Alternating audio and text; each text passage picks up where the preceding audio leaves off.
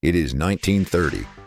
A tired, white-haired man in a black string tie and a rumpled white suit stands in the open doorway of a tiny roadside service station, squinting against the morning sun. He is 65 years old, an age when most men have long since surrendered to retirement.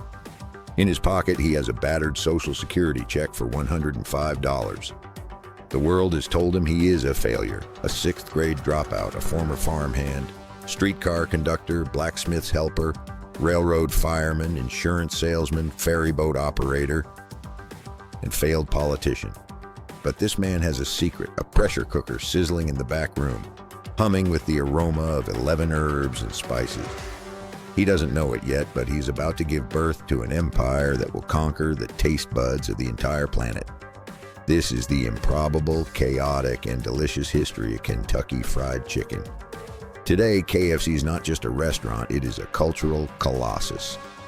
Its red and white striped buckets are instantly recognizable in over 150 countries and territories. There are more than 29,000 KFC outlets dotted across the globe, from the neon canyons of Tokyo to the dusty outskirts of Johannesburg. The brand is worth over $6 billion, serving an estimated 12 million customers every single day. It is the world's second largest restaurant chain by sales, a global obsession where a Christmas chicken bucket is a national tradition in Japan, and a zinger burger is a spicy staple in the streets of Mumbai. But to understand how a bucket of fried chicken colonized the planet, we must first bury ourselves in the heartbreaking hardship of a man who was born into a century of failure. He was just 6 years old when his beloved father, a gentle butcher, died of a fever. His mother, forced to work long hours in a tomato cannery, disappeared from the house at dawn, leaving little Harland in charge of his younger siblings. With no parent to cook for the family, the 6-year-old boy dragged a stool up to a wood-fired stove and taught himself to make biscuits and fry eggs. That hot iron skillet, gripped by tiny hands, was the forge on which a culinary giant would be built.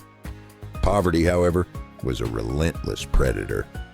By the age of 12, unable to afford school clothes, he dropped out of the 7th grade. What followed was a life that reads like a desperate picaresque novel. He ran away from an abusive stepfather to work on a farm. He lied about his age to enlist in the U.S. Army, serving in Cuba, only to be honorably discharged a year later because of his youth. He was a railroad laborer, a blacksmith's assistant, an insurance salesman, and a steamboat operator. He worked as a lawyer and a justice of the peace court, a career that ended violently when he got into a courtroom fist fight with his own client. At one point, he ran a ferry boat business across the Ohio River, a venture that seemed promising until a toll bridge was built, making his ferry obsolete and plunging him back into financial ruin. Every door he opened seemed to slam shut. He was a constant guest at the inn of last chances, yet every failure sharpened his instinct for survival. It wasn't until he was 40 years old that he finally stumbled onto the path he was meant to walk. While running a gas station in Corbin, Kentucky, Sanders began cooking meals for hungry travelers passing through. He didn't have a restaurant, he had a single wooden table placed in the storage room of the gas station. The aroma drifting from his kitchen became so irresistible that drivers begged him to cook for them. Seeing an opportunity, he expanded his station into a proper restaurant, naming it Sanders Court and Cafe. But there was a problem. The fried chicken, the star of his menu, was too slow to prepare. In the 1930s, frying chicken in a cast iron skillet took over 30 minutes, far too long for hungry travelers with a schedule to keep. No one could have predicted that the solution to this culinary bottleneck would change the very fabric of the fast food industry forever. The pressure cooker was his epiphany. By adapting a heavy sealed pot that traditionally cooked green beans, Sanders revolutionized fried chicken. He discovered that high-pressure steam cooking sealed the juices inside the meat while crisping the exterior to a golden shell, cutting the cooking time down to a miraculous 8 or 9 minutes.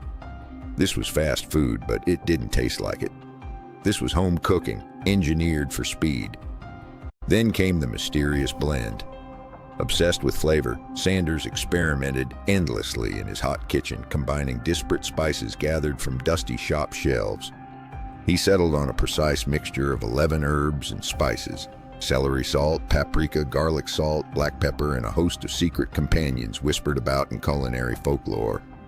The chicken was distinct, moist, salty, and aromatic. A legend was simmering.